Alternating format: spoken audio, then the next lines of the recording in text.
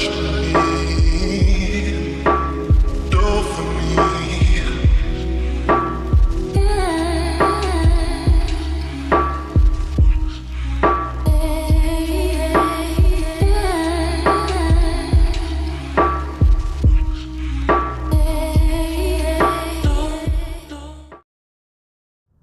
there guys, and welcome to another one of my reviews. Today we are driving the BMW 530d xDrive sedan. Now those of you that follow my channel know that I tested the touring model a while back, and I declared myself as a fan of that car, and I said that it would be the only touring I would ever buy because I just don't like that body style generally. But that car completely changed my mind, and I feel like it is a very, very good proposal. Today we are driving a sedan, and basically it's the same car, only without air suspension on the rear axle. And that air suspension on the touring model made quite a difference. By comparison, this version feels a bit more unsettled over rough surfaces, but the difference isn't great. I mean, don't expect it to be a huge difference. It is noticeable, especially on ripples in the tarmac, but it's not a huge difference. Of course, I would prefer the air suspension of the touring model, but that's an expensive extra optional, so you have to consider whether or not it's worth it for you. But then again, this is the case with every new BMW, every BMW of late, options. And I think this has been the case ever since the brand was launched. But people like to complain these days. So, 530d sedan. What is it? What's the heartbeat under the hood? It's a 3-liter B57 engine. It's a straight 6 diesel with one twin scroll turbocharger, making 265 horsepower and 620 Newton meters of torque. Those figures, along with the xDrive all-wheel drive system, allow the 530d to reach 100 kilometers an hour from standstill in 5.4 seconds, which is absolutely insane, as you're about to see.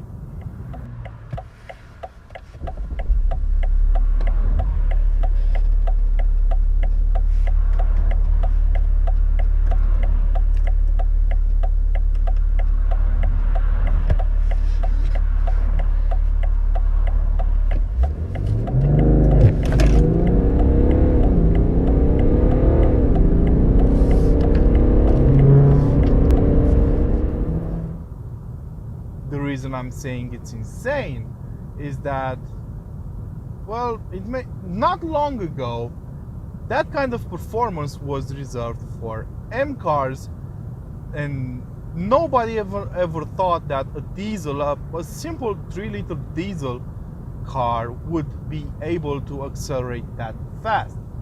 However, this is a blazing fast car, and it's not only fast off the line, but the torque that's available from full torque is available from 1850 RPM is absolutely amazing, and it helps out overtaking as well at triple-digit speeds. For example, going from 80 to 120 kilometers an hour is a breeze, and that's where you need a lot of power, usually on the highway. So yeah, this car is absolutely brilliant in terms of power delivery. It's very linear, and the engine's NVH levels are absolutely sublime. It's very quiet, very well balanced, and most importantly, it doesn't sip a lot of fuel. Around town, I saw an average fuel consumption of around 9 liters of diesel for each 100 kilometers covered, which is absolutely amazing considering how big and powerful this car is. Then again, the average speed I recorded when testing this car around town was 26 kilometers an hour, or roughly 16 miles an hour, which means it was rather busy, so I didn't drive it in a deserted city. So I think those figures could be expected in real life situations. But the best part about this car comes when you take it out on the highway, where it shows its refinement. It's very quiet inside, it's very comfortable, but I'm guessing these optional comfort seats do help out a lot, and it seeps incredibly low amounts of fuel. Right now I have covered 83 kilometers on this trip with an average speed of 96 kilometers an hour, which is roughly 60 miles an hour. That's the average speed, okay? And I'm seeing a fuel consumption of 5.9 liters per 100 kilometers covered. Even more than that as I travel more, and the fuel gauge, the fuel needle drops, the range increases because of the efficiency of this car. So I really couldn't ask for more. But how does it handle itself dynamically if you push it to the limit? Well, this is an xDrive model, so it's the good old school longitudinal xDrive model, which means it's permanent all-wheel drive and sends more power to the rear end in standard situations. It is great in the corners. You get it in sport mode, the suspension stiffens up, the throttle response improves, and the steering gets heavier.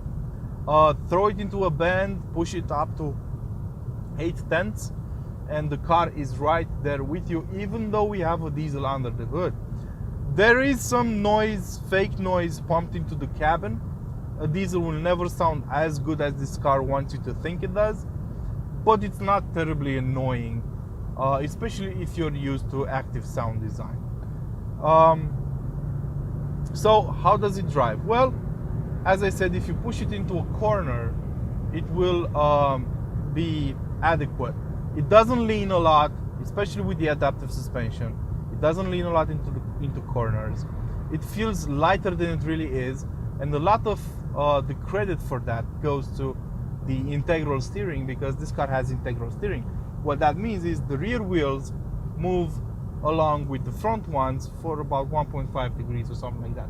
But it is important because this car is long and heavy, and having that active steering in the back really helps out. So dynamically it's a great car, but most people who will buy this car won't use it to drag race or go to the circuit. For that you have M Performance or M cars. They will use it for daily driving and as a family car, and it is comfortable. It is great for long trips. It offers about 1,000 kilometers of range on a full tank if you go on a long trip. So it's everything you could possibly want. On the outside, you'll notice this car is wearing a special color. It's a BMW individual color. It's called Champagne Quartz.